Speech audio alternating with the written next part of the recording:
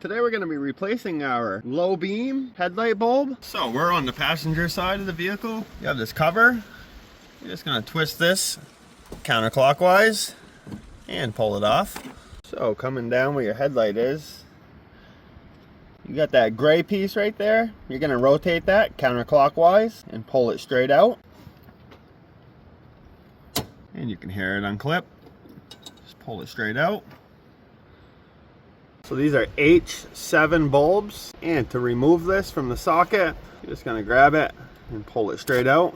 So we'll take our new bulb and make sure not to touch the bulb itself. The oils from our skin will create hot spots and cause the bulb to blow. But you got this little tab.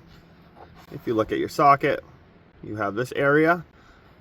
That's where that's gonna line up. And just push your bulb in.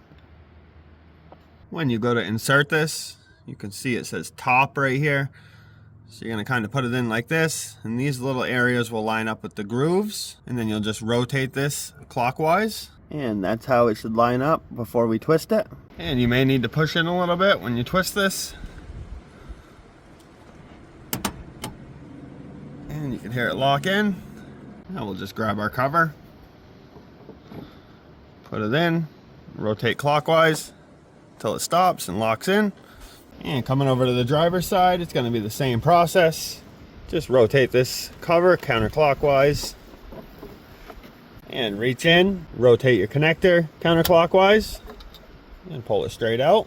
Just pull your bulb out like we did. And when you go to reinsert this side, it's going to be at this angle. Just line these two areas up with the white tabs.